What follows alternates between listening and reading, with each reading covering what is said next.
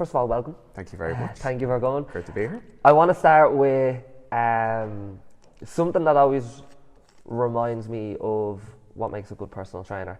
And when I think about it, I think about you during COVID, training people out their back gardens with resistance bands, a light dumbbell.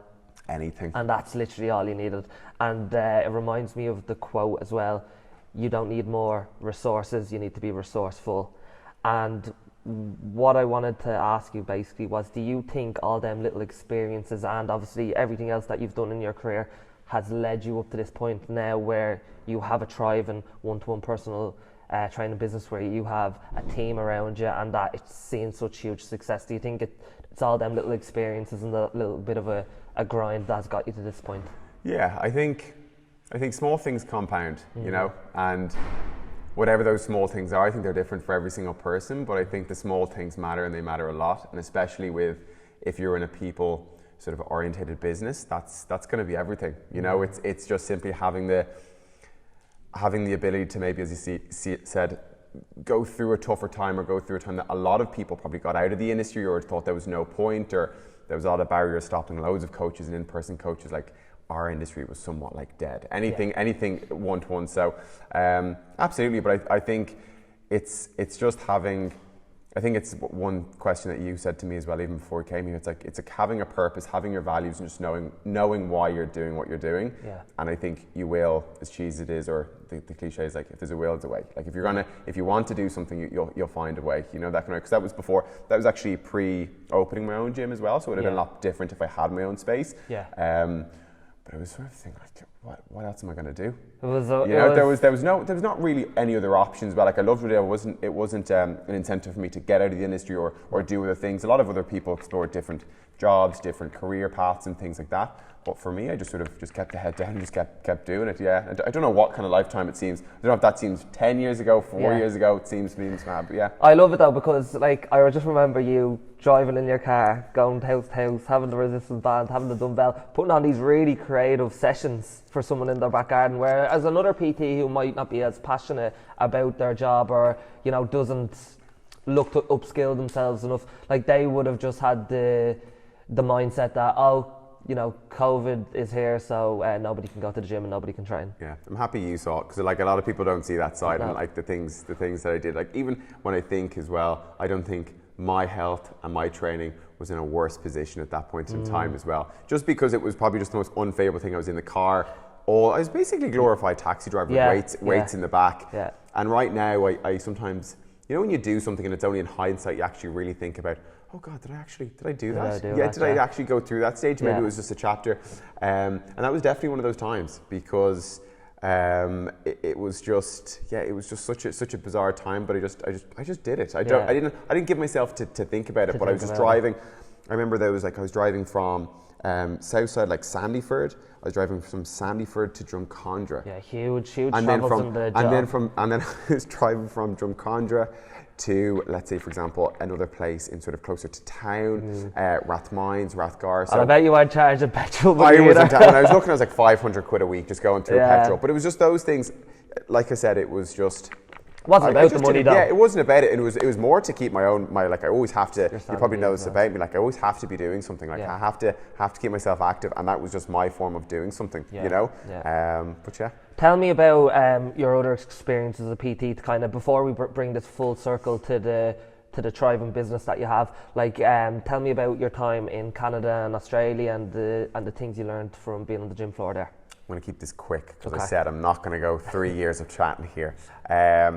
I was basically got qualified here. I was in college as well, got qualified here, and I had a few different jobs in sort of the health and fitness sector gyms, but nothing too serious. And it was nothing I really loved. I loved the industry, but it was like any personal training, you get in maybe at the ground and the base level of something and just sort of find your feet with things. It's never going to be the most glorious job. And then when I finished college, I knew I wanted to travel. I definitely wanted to experience new things, but I definitely knew I also wanted to stay within the health and fitness industry. So that's when I moved to Vancouver first. And that was really, funny enough, I just got off a call with who my boss was in Vancouver, Donnelly. Just got off like a mentoring call with him there, like just ask him about a few things with business, things like that. And I really have Vancouver, Groundwork Athletics was the place that I worked in. It was it was very similar to almost what we do. It's a personal training studio. Yeah.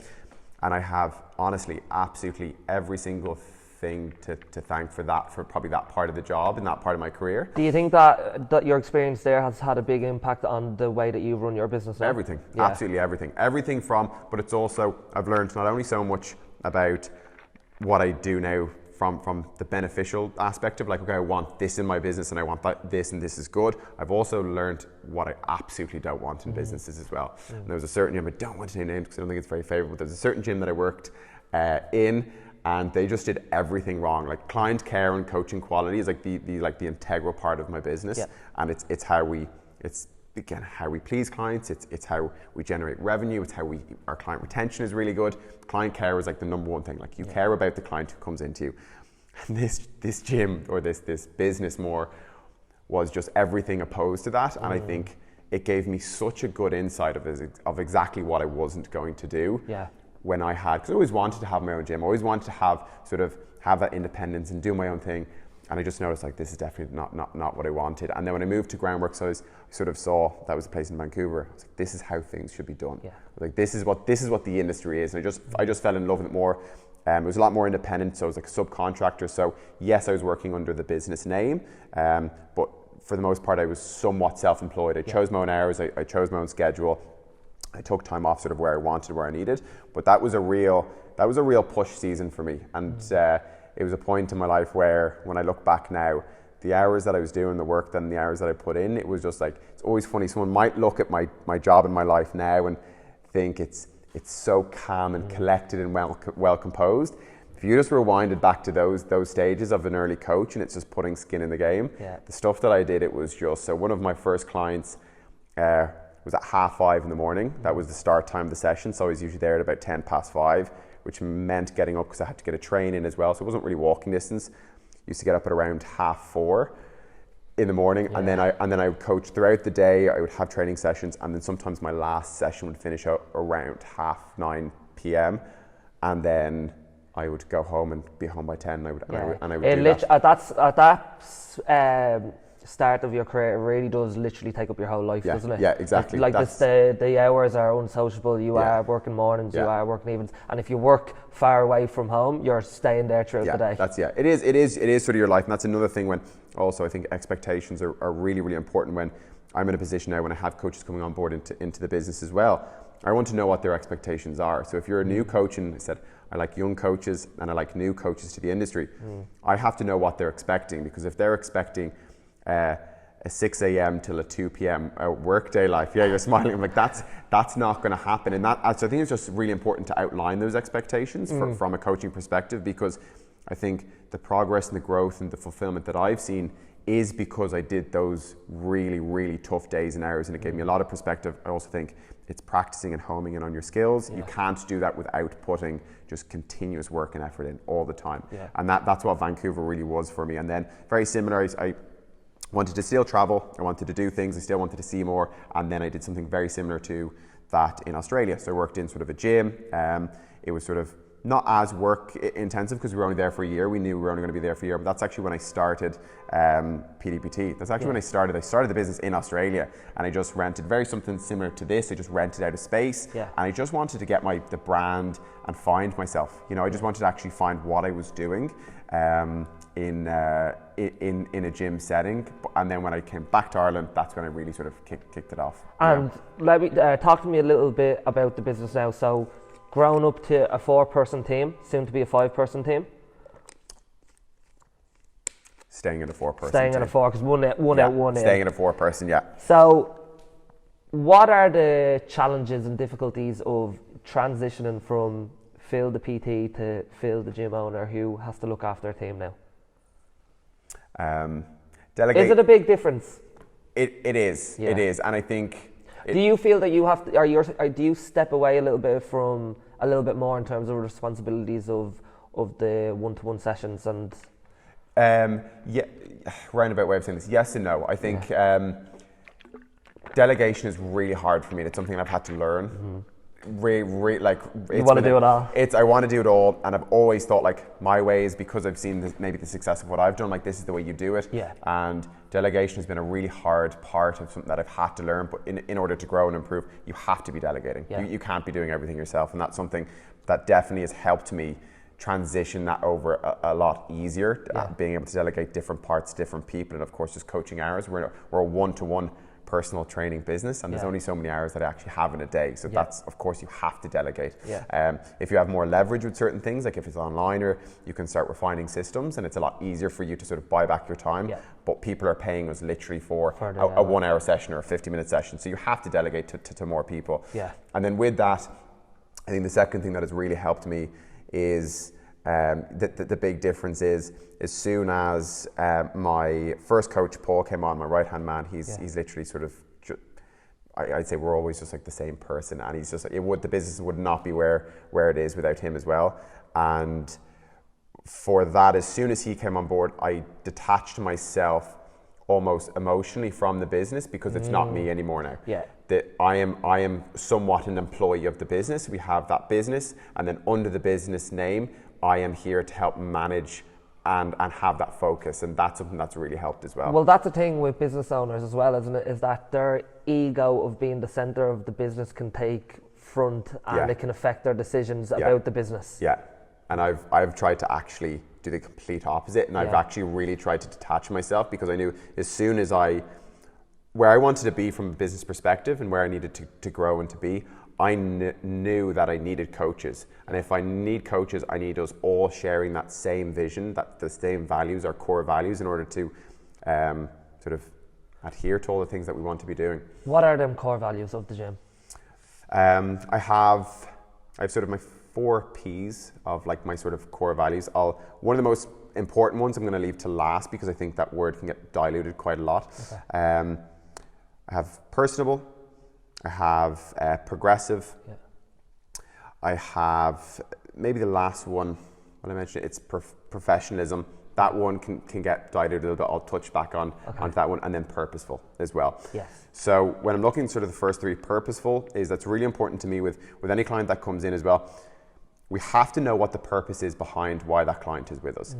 And that seems like such a generic and simple thing to say. In people like, oh yeah, they want to lose fat, they want to exercise.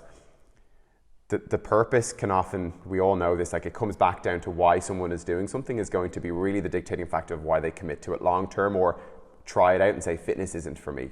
So we always want to know, one of our big sort of core values is we have to know exactly where a client is and why they're with us. That's really, really important. And for any coaches probably watching this, that's it's a hard question to ask. Like, can you say that every single client on your team right now, they know exactly where they are in their coaching journey, what they're trying to achieve? Are they confident they're achieving those things, and are they getting the things that they need from their coach? And I think a lot of us could be like, I'm probably lacking in a few of those things. So purposeful is really important, and there has to be purpose behind why a client is with us, and that's a really core and important thing for us. Because otherwise they'll get lost if they don't kind of understand the journey of where they are on the journey. Precisely, and then you start running into the things of like not having time and all these sort of, maybe, if you want to use excuses, but it's just having purpose is really important. If you have better purpose, you understand why you're doing things, and I think there's far greater acceptance to why you have to do these things. When I look at personable, it's sort of in the name, but I don't care how skilled someone is and how technically good someone is as a coach, if they can't communicate that in a way to a person, it's pretty useless, especially yours. Social media is amazing because you can somewhat hide behind a laptop a little bit with online coaching.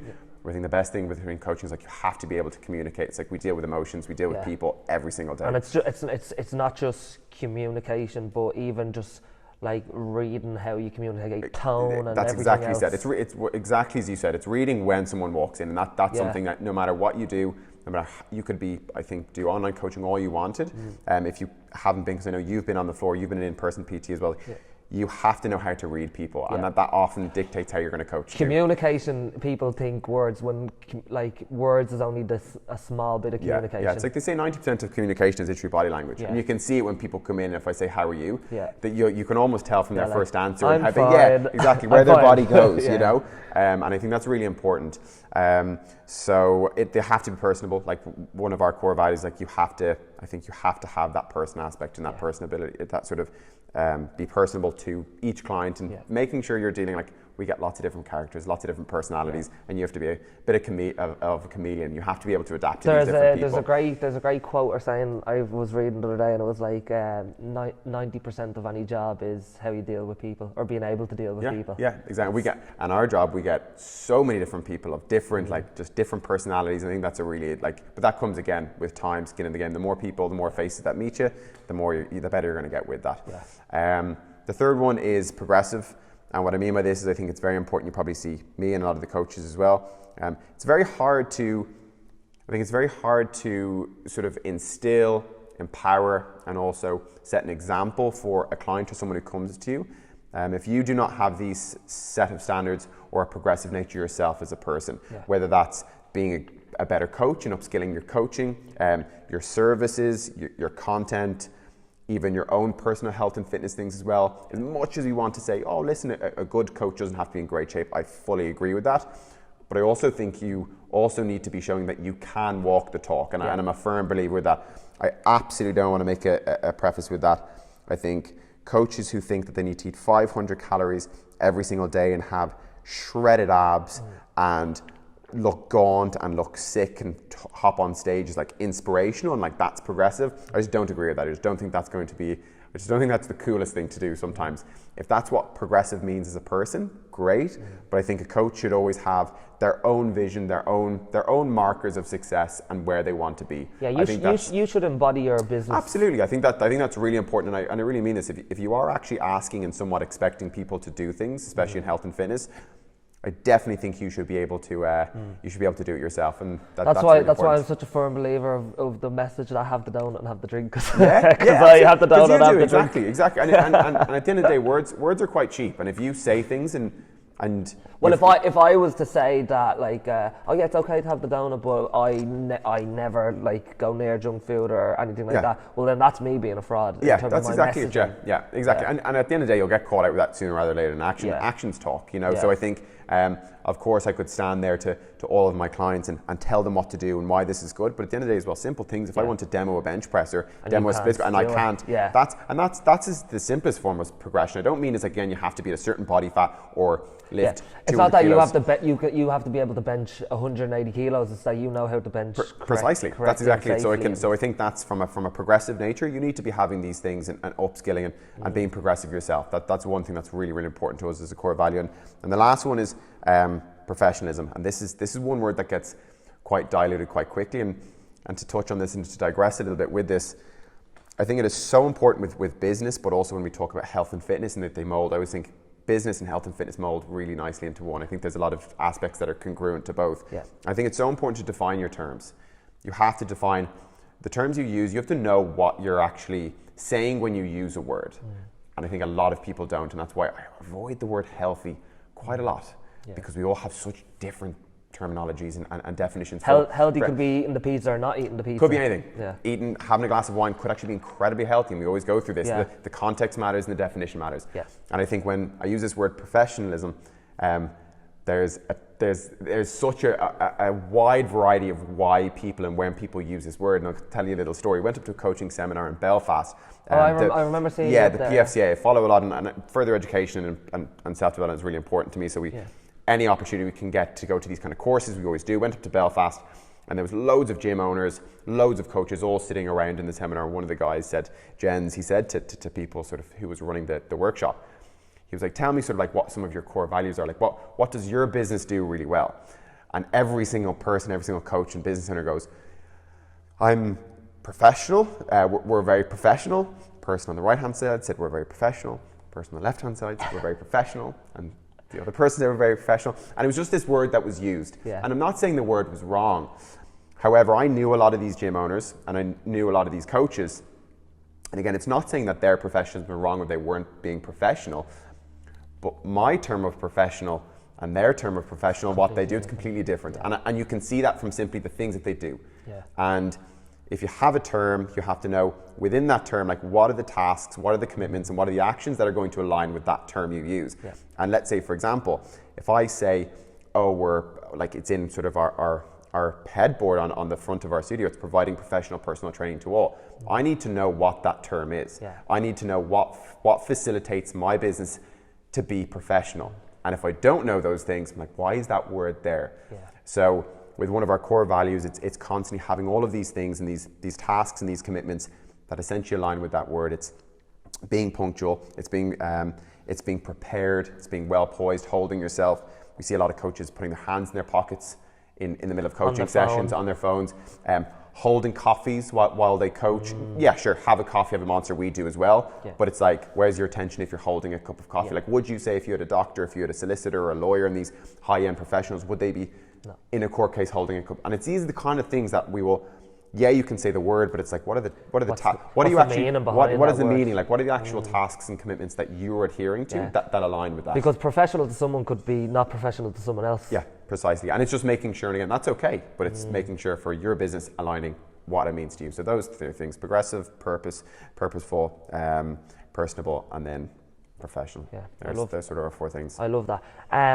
I want to go into training concepts because I know you enjoy talking about this. I love so it. What I'm going to do is I'm just going to quote a few of the things that you have said, and then I just want you to dive into them. And this is probably the one that I enjoy the most. Hopefully I still agree with them. Hopefully I haven't changed my mind. Hopefully I haven't changed my mind. You definitely agree with this one, and I loved it. It was, if you haven't planned, prepared, and assessed for the week ahead, you're not trying your best.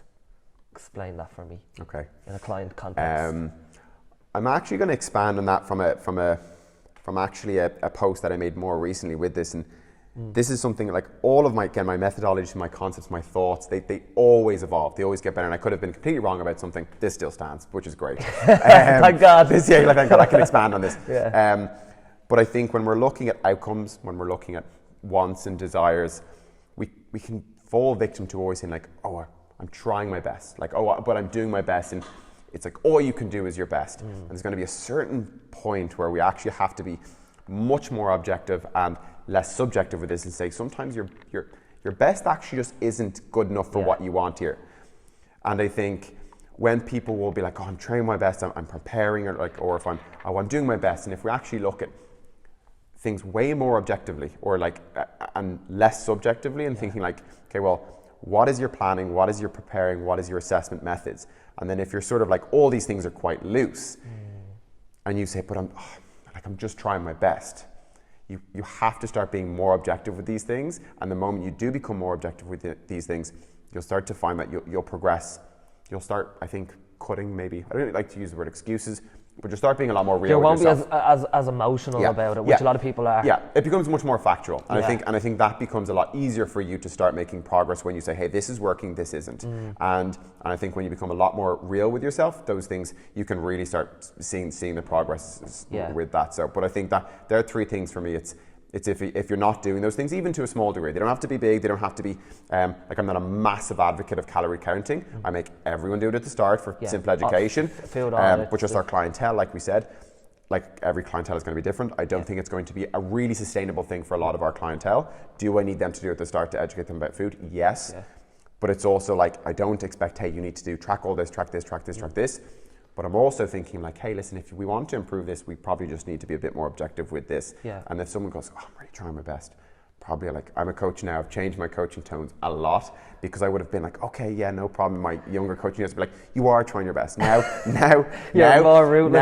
you're so right. Now I'm at a position in my career, and I also as well, people are paying me for my honest advice. I will very confidently be like, you're not. You're not, and I just said, I said we can do better. That's what I say. We can do better. You're not their cheerleader. You are when they do what they need to do, but sometimes being a real good coach is just having a firm fist and being like, all right, this isn't. Exactly, yeah. And I always think of the saying, data over drama. So, okay, have you food prepped? Have you, stuck to your structured meals? Are you, tracking your step count? All this kind of stuff. It's those simple things. They're simple, and like you probably see me as well. I always preach as well about what we do. Some simple methods is our task tracker, and it's in the name. It's like you just track what those tasks, and it can be different for everyone. Whether it's steps, whether it's calories, whether it's food, protein each meal, handful of carbohydrates here, handful of protein here. It's just simple objective measures. Can you track this? Can you track this? And have you done it? And I think the three sort of words that I really dislike, because I feel like it takes people quite far off where they need to be, is kinda, ish, and maybe. So it's like, kinda did this, I'm good-ish, and then like, did you do this? I sort of did this. And yes, I agree there's a gray area in health and fitness, but I also feel like the more black and whites that we can actually identify and say, yes, I've done this, or green or reds or whatever, I do feel like that will help a lot of people, because when we start to move into these good-ish, kindas, sortas, they get lost. They get lost quite quickly as well. A lot of it is organisation.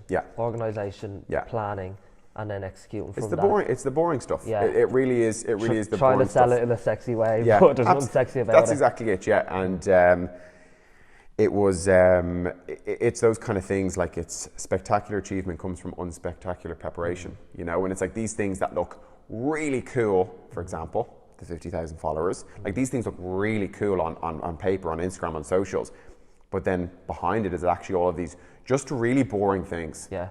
That are built up over time. People ask me, how did you do it? Well, I did a video every day. Yeah. And they're like, no, but how did you do it? Yeah. Did a video every day. And like, did you look at all these things? And like, how did you? You're like, no, I did a video all day. And the same with coaching. It's like, how did you do this? And it's like, I coached every day. You know, it's these simple things. You know, but like I said, simple isn't sexy. You know, and we like sexy nowadays. And this actually ties in really good to another one that you said. So people ask how many reps they should be doing for a workout that they're not going to miss, or they ask for a number of calories to eat when they don't even track their consumption. Compliance underpins everything. Go in on that one. I think this is something again where I listen to. I'm not a big book reader in actual physical terms. Like, I love audiobooks, I love podcasts. I just don't learn all that well with books. I never have. And this is where like a lot of the things that I listen to and I designate my focus into, and it's just like, it's information,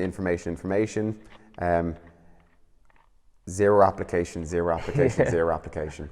And this is like what we fed into, is we think that the more information we have, the more information that we read, the more information that we like expose ourselves to, this is going to be really favorable. And it's actually just like, it's paralysis by analysis. We look at all these things, we look at all the information, and we don't do anything. And this is also like, I don't care. Like, I often say, I don't care what you do. If a client's starting off, I don't care if it's 2,000 steps. I don't care if it's 1,000 calories or 2,000 calories.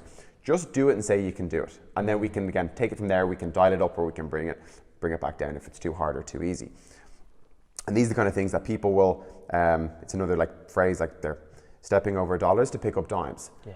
They'll step over these huge things that will give them such great returns and great rewards for their investment, and they'll be focusing on these really, really insignificant things, and then sort of worrying about like, oh, but is it this that's probably I'm struggling with? And it's like, but I don't like it this way, and I go to the gym, and am I supposed to do this rep or this way? And I'm just like, how many times have you been to the gym? Like, I've been twice this month.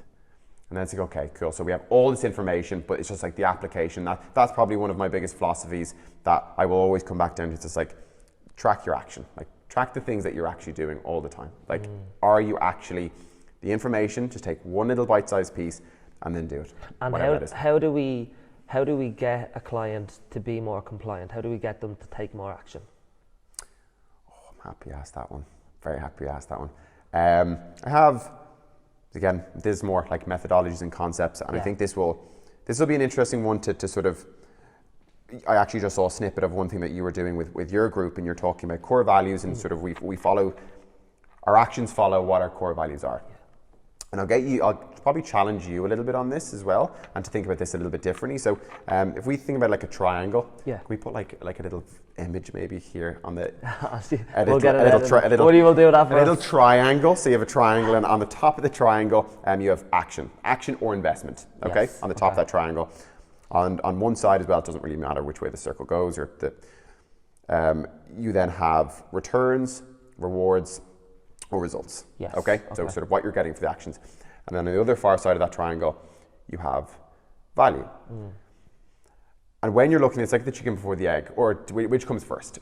And we're always looking at sort of, what do I value? Because if I value it, I'll do the necessary things. But then we also have to think about, now I'll sort of ask you a bit of a rhetorical question here. Between me and you, why do you value a run or a gym session? Like what makes you value it? What makes a person who doesn't do any of those things not value it? Why does it make those things not a core value for them and it makes it a core value for you? And sometimes it can be like hard to be like, it can be hard to answer that sometimes. Like, why is it? And like, because you've done it, like it can sometimes be like a little bit of a generic answer to that. But at the end of the day, it's like, if we go back to that triangle, this is a cyclical process. So the more action we take and the more things that we just do, that simple application, the more returns, the more rewards that we're going to see for those actions. How you're going to feel after the run or how you're going to feel after the gym session. And that increases the value because we see, okay, I feel this way after I do that run. Then when we have that value, we are far more inclined to take more action and do the things that are making us feel that way. That is why we work out again. That is why we do the run.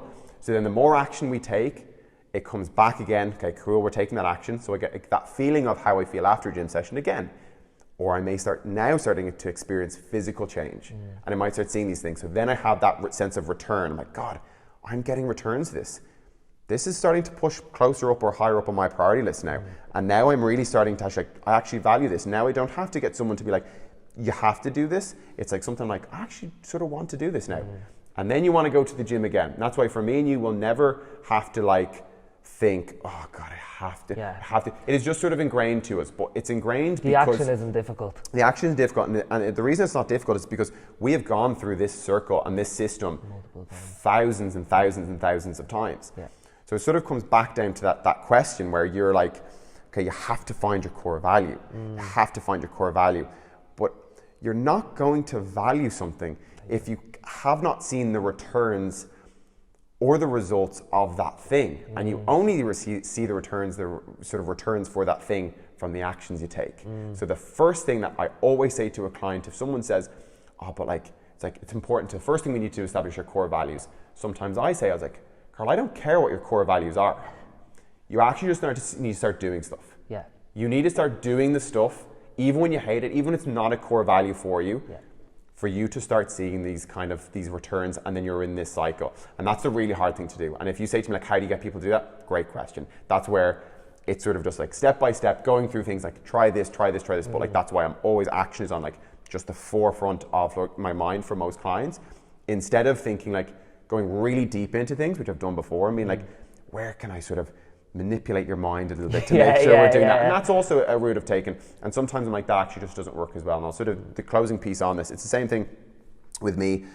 I just don't like designer clothes. I like a €10 t-shirt from H&M. I'm a dad now, so like I've asked my birthday a pair of like a Marks and Spencer voucher, like for clothes. I legitimately shop in Marks and Spencers and I love it now. That's really showing my age as well. So I don't like any brands. I don't like anything spending €300 on a Gucci t-shirt or Balenciaga stuff. It just doesn't float my boat. It's not value to me. But I'm not saying it's not valuable, because people love it. People like, that's why it's the price it is, that's why people buy it. But for me, it's just like, the action is buying it. The returns is someone saying or the feeling that they get from wearing it. And then that's why it's a higher perceived value. And then they want to buy it again. But for me, it's just like, I just don't care for a €300 t-shirt, or I don't care that it says Gucci. So therefore, I'm just not going to buy it, and I just don't see the value for it. But like, that's with health and fitness. It's just getting people to like sort of see what they value, and then just basing where their actions come into that as well. But it's not saying, hey, that's not valuable. It's just saying that I don't really value it, because that's just me. But the problem we have there then is, if someone doesn't value exercise, but we still have to create them the action of doing exercise, so eventually they do value exercise, and that's essentially your job, to get someone to do something that they might not value because they might not be good at it, they don't have the skills at it, they don't have the experience of it, they feel uncomfortable, they don't feel confident, and it's you kind of pushing the steps towards, because I would say one of my core values is health. Right? If you asked me at 16, it is one of my core values, health. Well, first of all, I wouldn't know what a core value is, but I definitely wasn't health. I definitely didn't live a healthy lifestyle when I was going out on a Friday and coming home on a Tuesday morning. So like, your core values will change over time. But like you said, that's because I've seen the reward of going out for the run and actually feeling a little bit better about myself. You always had a first gym session. Yeah, like, I had my gym session, and then, you know, I felt a little bit more confident after a couple of weeks. And again, it goes back into what you're saying. So again, chicken or the egg. Like you sort of think about that, but it's for me, the reason I got into gym first, like I used to play sport when I was younger, but the reason I actually got into gym training is because all of my mates played rugby. I stopped playing sports and I was like, I need to do something. I actually need to do something. So I just joined Rock Fitness, which was down Dundrum. It's a 5 Fit now. And I was like, I'm just going to go to the gym. And I started going to the gym. That's as simple as it was. Like, I'm not going to glorify it more than that, of thinking like, when I was 16 in Wesley, I sat down, I looked at myself in the mirror and I said, you know what, this is going to be me now. I'm going to be PD personal training. I'm going to build a business and I'm going to do all this. Like, it wasn't as any way glorified or sort of romanticized or inspirational than that. Yeah. I just said, I'm going to go to the gym because I need to do something. And that's where the action started. Yeah. It's not because boredom, maybe again, I was really sick of being sort of the skinny and active person. Not that I'm saying I'm big now at all, but it didn't start with a value. It didn't start with me being like, I value this. I just did the stuff, and that's sort of where I've ended up now. You touched on fatherhood. I want to ask you about it. How has your life changed since? Do you feel that it's made your job as a personal trainer and a business owner, has it enhanced maybe your skills and experience, or has it made it more difficult, or both? Do you mean for me as a coach, or me as a coach to clients? I think maybe for you both. I think for you as a coach to clients, maybe. I definitely, because before you were probably training a lot of parents, and you weren't one, and you can empathize with situations, but you don't know the experience. You hit the nail. You sort of hit the nail on the head with that phrase there. Is I wouldn't say like better or worse, because I think I've definitely, I follow systems and I assess clients, how they're getting on, these kind of things. But the word that you said there is, I'm a lot more empathetic. Yeah. A lot more empathetic now. And the reason I'm so much more empathetic, because again, is because there's something else that is now coming into your life, whether you're a first time dad or mom, or second, third, fourth. Something has come that it's gone really, really high, or at the top of your priority list. Yeah. We can have multiple priorities. I don't like to label things as 1, 2, 3. We just have things on the top of our priority list. Yes. They don't have to be in a particular order. And they can change at different times of the day. They can change, exactly, yeah. And they can all get different parts of your focus and energy. Yeah. And I think that is definitely something I've become a lot more empathetic, because I just I see the struggle, I see where the thought, the focus, the energy has to be a lot of the time. And I definitely saw when my daughter Margot was initially born, I saw the difference of just the lack of sleep. It's only in the past, the first 4 months is incredibly hard for us anyway. My daughter, she's the most amazing thing on this entire earth, but God, she's not a good sleeper. She wasn't. Now for the first 4 months, we finally found our feet. We've got a system, we've got structures in place, so we're getting more sleep now. But my wife Clara and myself, we really sat into the edge of the bed, and we are hitting these points of fatigue that we've just never, ever experienced before. Yeah. And she's doing work placements. She's a student nurse, and she was back into work pretty much weeks after having Margot as well. I came back into work as well, and it was just trying to navigate all of these things. And then what we always say is, as a naive coach, you'd be like, you just have to want it more. You just have to try harder. And it's like when you're put into sort of a sleep or a lack of sleep with that kind of state, you're just everything is just ridiculously hard all the time. And I think it's just given me so much more empathy for my clients in those kind of positions with just external stresses, work, family commitments. And I think the way my coaching has gotten better with that is because I'm more empathetic. I'm also just making sure that I'm very appropriate with expectations. Yeah.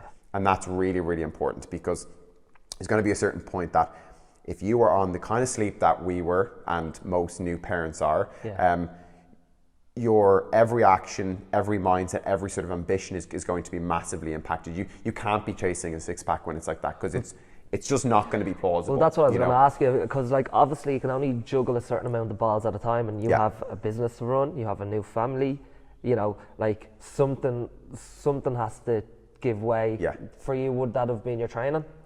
I think as well, and this is where for me I was very lucky in a sense, and I was lucky in two senses, because if someone said any advice as a new parent, I would say if you're with your health and fitness, start as soon as you possibly can. And the reason I'm saying that is it is incredibly hard.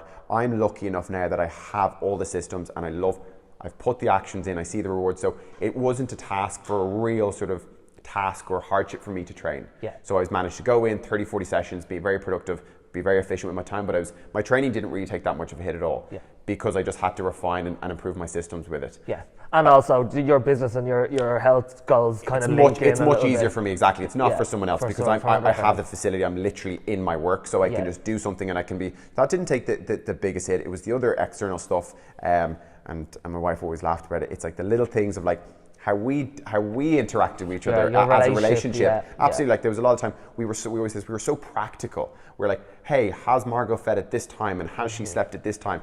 And so maybe the playfulness, like that does get put to one side, because you actually just have this new thing that you need to keep alive. And that was a really sort of a big shift. So work-wise, my team even said to me, they were like, it's mad because we felt like you have not even dropped the ball even the slightest bit, because I've tried to designate my energy and my efforts on the right things in the right proportions.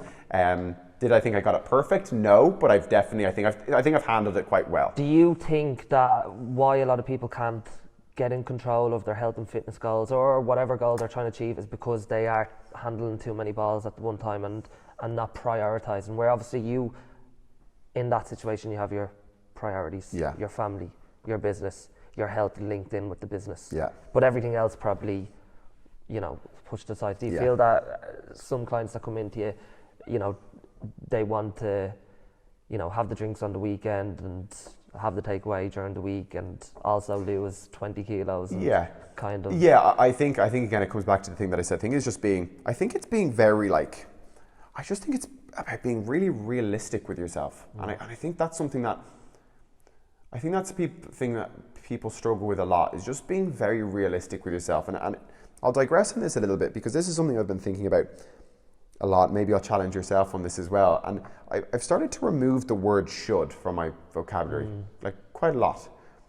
And this is for a few reasons, but as coaches, we are the embodiment of like, you should be doing this, and you should be exercising, and you should be eating this, and you shouldn't be drinking this much. And when these like should words comes, it's like where instantly that word is stemmed from an expectation from someone else or somewhere. Like, oh, we should be doing this. And I think when we start using that kind of word of should, it makes it, I have personally experienced a lot of resistance from clients being like, maybe I don't want to do it. Like, no, I don't want to do it. It only comes from like, if a client wants to do something, they will do it. And I think if, as a coach, as a healthcare professional, whatever word we want to use, if we're always telling people what they should do, like, it's no surprise they just don't do it. And then you're like, God, I've made it too easy, or they don't want it enough. And at the end of the day, it's like, there is no should. What I always say is, there is no should, there's only a want. But have the greatest understanding of what the consequences are of what you do. So what I mean by that is like, there is no should. You shouldn't, if you don't want to exercise, it's not like you should exercise. It's not like you should eat vegetables and loads of protein, or you shouldn't drink. At the end of the day, it's like, if you don't exercise, this is probably what's going to happen. If you don't eat enough protein, and if you don't eat vegetables, and you don't control your nutrition, this is what will probably be the consequences of doing that. I love that quote, there's no solutions, only trade-offs. Yeah, that's exactly it. So the trade-off is, okay, you want to get in shape, or your solution is you want to get in shape, but the trade-off is now you have to train. Yeah, that's exactly it. And I think we've sort of preconditioned things saying like, oh, you should be doing this, you should be doing this. And it's like, this sounds like very weird as a coach saying this.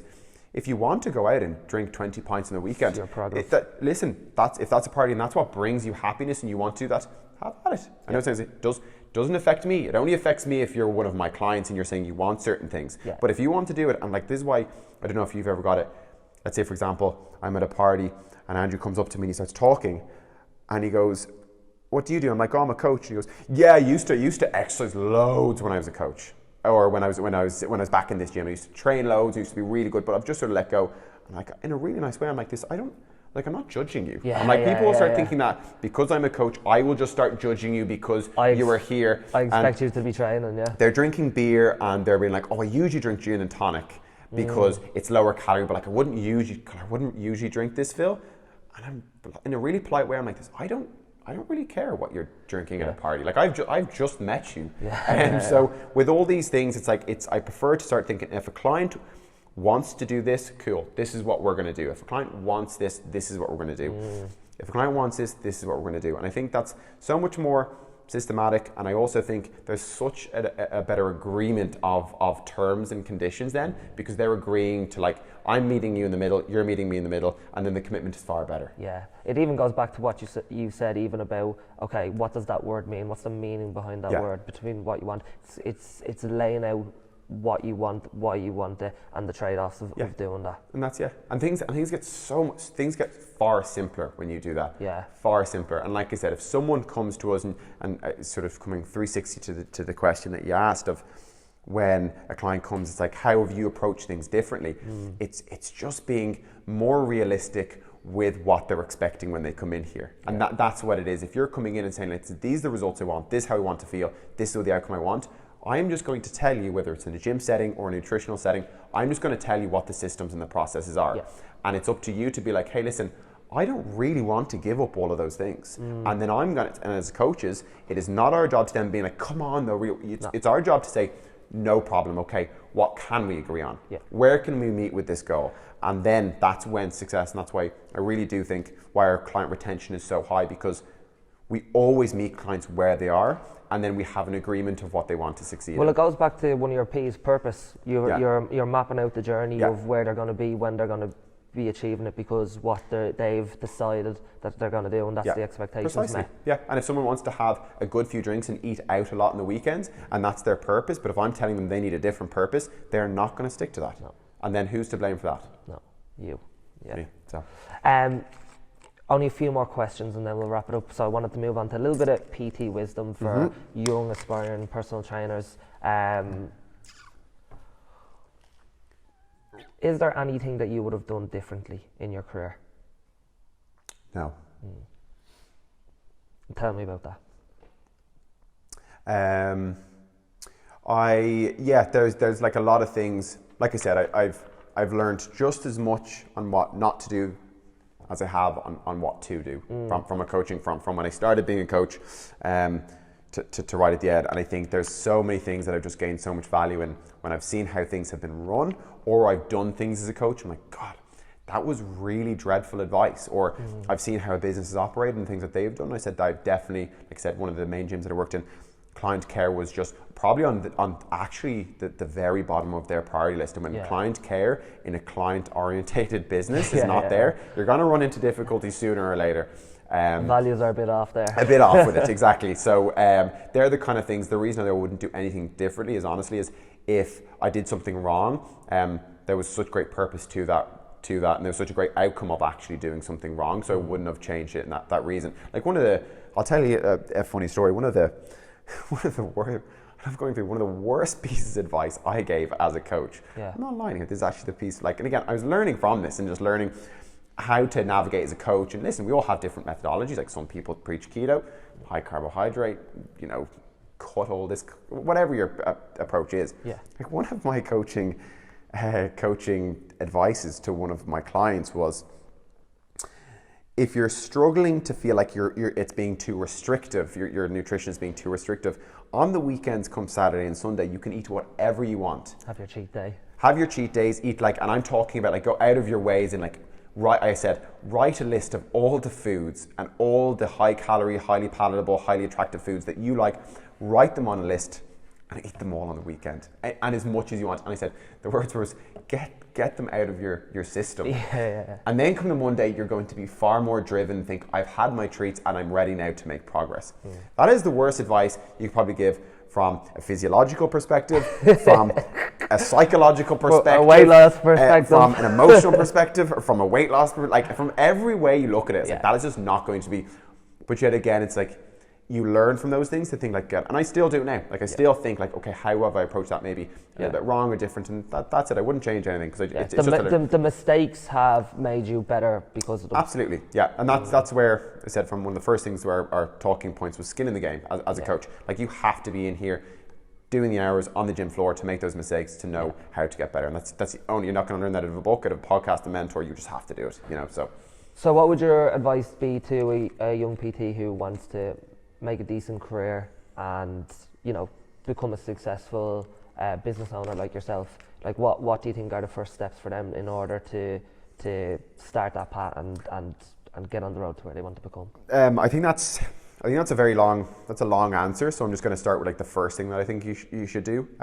Because if I'm going through all the steps here of like what a successful personal trainer should do, that's just going to be quite all encompassing. So I'm going to keep it quite specific. And the first thing it sort of touches again on when I talk about methodologies and principles and concepts, they all apply to very similar things. Yeah. Is defining what your terms of success are. And that's something that I don't believe in coaches, but also in personal training, maybe qualification sort of courses do enough.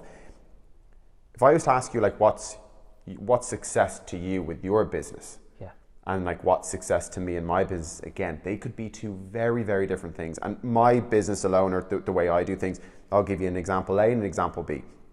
And I always think about this. Right now, let's say for example, I'm A, and right now I have a well-established business. My top line revenue would be quite high, but with that as well comes like a lot of extra costs and responsibilities and team members and sort of a lot more vision planning, a lot more safety nets to make sure everyone is like, I'm responsible for people's income. Yeah. All of these things, I'm responsible for a lot more hours. I have to take upon myself to make sure my head is switched on and I'm clear with a lot of things at all times, pretty much, and whether I like it or I don't really switch off either.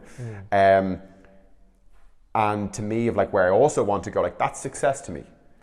That's like what that means to me. But for a person B who does want to do 20, 25 hours with a few clients every single week and rents out of a facility and really likes those clients and they get great results for them, but they want to stay within a certain tax bracket. They don't really want to open up their own facility, they want to switch. Once they finish at 3 or 4, whatever time that is, in a full day, and they go back to their family, and they're able to switch off and their phone isn't buzzing and they don't have to think about what I'm going to be doing next month and what I have to do to expand the business, that's absolutely okay. There is no should. There's only like what your expectations are and are your actions aligning with what those expectations are. And for someone on that side, it doesn't mean it's better or worse here. So I think the first thing as a coach you can do, it's like outline what you want in the industry. As a coach, as a PT, like who do you want to be if you were sort of person auditing your own life, if you're an external person looking in on you, like what does success look like? Is it your own gym? Is it loads of hours? Is it only a few hours? Is it more of a casual basis? Is it more of a boot camp? Is it group training? Is it one-to-one? Like define these terms of success, and then you can then start outlining, okay, what are the commitments I need to adhere to align with that? And then what are the tasks I need to do that align with the commitment, that align with the goal? And like that's one of the first things I would do. I was actually like outline what you want from the industry. Like you said, if someone comes in, this is the sort of the big surprise that a lot of people get. They come in and they go, I want to be a personal trainer. Sorry, it's shit hours at the start. It's really shit hours. And then all of a sudden someone goes, oh yeah, I actually don't like this. Probably because they haven't established like what their terms of success are to them. And I think once you do that, it's much easier. We end up getting kind of dragged down following someone else's career path or because it looks successful to them. Precisely. So we're like, I want that. Chapter 10 to chapter 1. Yeah. You know, and like that's what it is. And like if someone looks at me now and my hours would be from 6 in the morning, depending on the day, like I could finish up around 2, 3. When I say finish up, that's my coaching day. That's my one-to-one coaching day. Meetings could have me going until 5, meetings can go to 4, things like that. But they come in like, oh, that's what I want here. But it's like, you have to know what I have done to get to this point. Yeah. But that also may not be favorable for you as well. And that's another thing. Yeah, it's just understanding, again, what you want and what aligns with also your external life. And again, because that is something that you want, it doesn't feel like work as much as it would for someone else. Yeah, absolutely. Yeah. And I think it comes back down to the P word of purpose. If you don't have that sense of purpose, you will start questioning why you're doing stuff a lot. And you won't really have much clarity with that. And that's something, it's like once you have a better sort of sense of purpose, you'll know why you're doing stuff and you'll be a lot more confident doing it. And if it's a crap load of work, I'm just like, this is what I have to do. And it's easier to accept that for me, you know. Phil, it's been a pleasure as always. I always love having you on here for a talk, so thanks for coming. Thank you very much.